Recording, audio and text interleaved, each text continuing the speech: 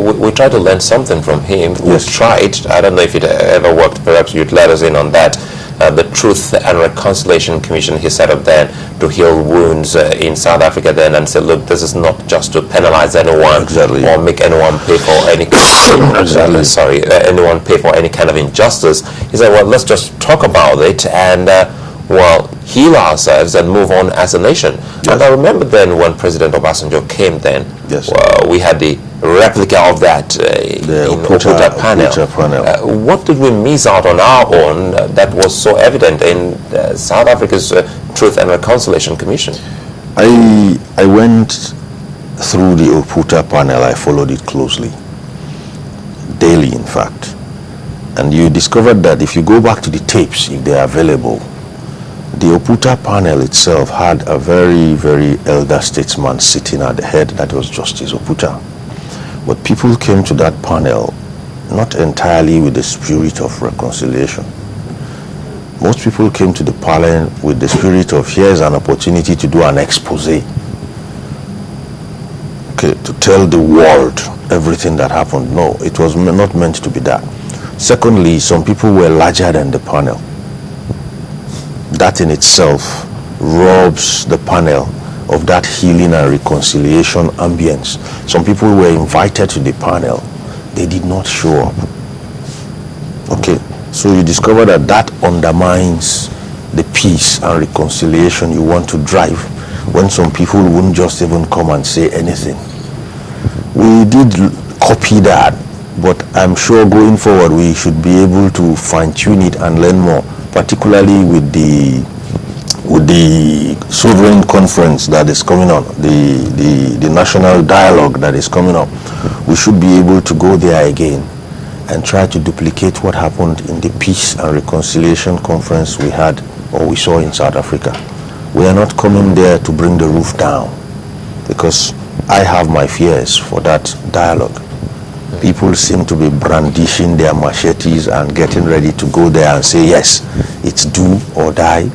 We either get it right or we split and part. No. So we're not talking about justice, we're not talking about reconciliation, because now I'm getting so many quotes from so many people. Yes. Mark said Mandela, has brought dignity to politics, and you use a particular word I've never heard before, that Mandela is more popular than the South African rand. Yes, he's brought a whole lot to us as a people. I was once opportune to go out. I traveled out sometime in 2000, 2001, and I met a South African. And when I met a South African, there was one of our own Nigerian currencies in my pocket. I forgot it there, and I showed it to him. He didn't know it. I said, this is what my country's currency looks like. I saw his own country's currency. Of course, I knew it. And I asked him a question. I said, how many people in, say, New York or Lagos will know a copy of the rand if they saw it? And he told me, well, if you've been to South Africa before. Then I pointed to a poster of Nelson Mandela and said, do you know anywhere in the world you pointed to Nelson Mandela's picture and gathered randomly 100 people? The chances are 80 to 85 will tell you this is Nelson Mandela. From the illiterate to the illiterate, from the urban resident to the rural, it has become a household name. That's why I said Mandela is a brand in morality. Captain Ma, it might strike you that maybe that's the reason, because recently South Africa changed their currency and had the face of Nelson Mandela printed, I think, on all the currencies. Exactly. Perhaps that was why they decided to do that.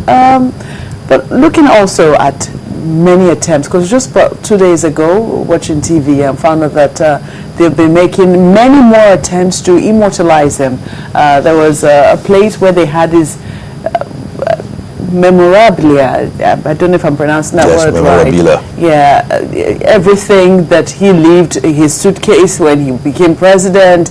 They tried to replicate a prison cell, his prison cell at Robben Island, where he stayed for 27 years in this particular building. And just then, it struck me that they're doing all of these things, I think he's about to go, the preparations. Really? But what it also brings to mind is the fact that South Africans have decided to immortalize him. I'm also thinking, because there were many people who were imprisoned with him about that time, what do you think is the force that made his particularly strong, so to speak? Because yes, he was imprisoned with 8 others, but we can hardly remember the name of the 8 other people he was imprisoned with, and he seems to stand out. What do you think makes him stand out? Yeah, if you go through history, you discover that there were certain things that happened that made Nelson Mandela virtually exceptional. At a point in time, while he was in jail or during that period, he actually had an opportunity to walk away. He had an opportunity to walk away. All he had to do was to sign a document. A document that probably recanted on his views or reneged on what he stood for. And he opted to just go back in there and remain for as long as it takes. Not everybody will do that. Not everybody will do that.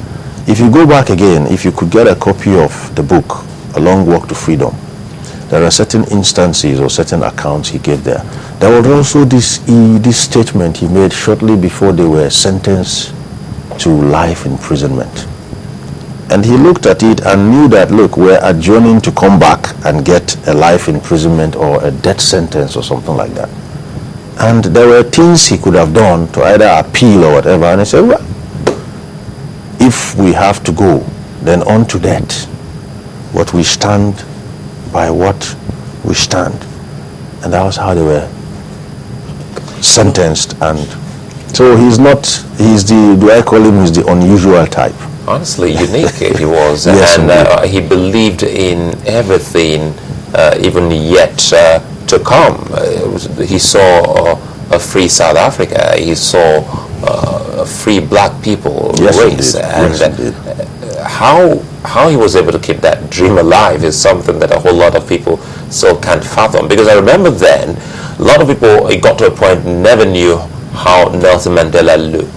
Because, yes, indeed. Well, the picture everyone had of him was a young guy, I must confess, with maybe a path in his head. Yeah. So yes, when musicians were actually bringing up songs about Nelson Mandela, until when he came out of jail, and people were surprised. Oh my God, is this what you've been going through? Yes, I must confess, when Nelson Mandela was released and he walked out, I couldn't append the face in my memory to the one I was seeing. There was no reconciliation. The picture I had of Nelson Mandela then was this very robust gentleman with a beard and a hairstyle. Yes. With, I think, one side lower than the other. That was a straight man. Yes, that was a straight man. And I was looking closely, but there is no semblance. What happened? It took a while before I started seeing that age and time had taken its toll on this person. That's when it dawned on me that, man, this guy has stayed in there so long. He has stayed in there so long. 27 years is really not, it's not a small. Because they were actually condemned to death. Yes, and yes, changed to life imprisonment. And moved them to that particular island. To Robben Island. And he stayed in Robben Island. If you read his book, there's a place he said he kept himself alive by making one friend every day. One friend every day? Yes, so virtually everybody was his friend. He also kept notes. This is a man who was virtually shut down physically, but in there, he remained very much active. That's what kept him through 27 years. That's what kept the dream and what he stood for going.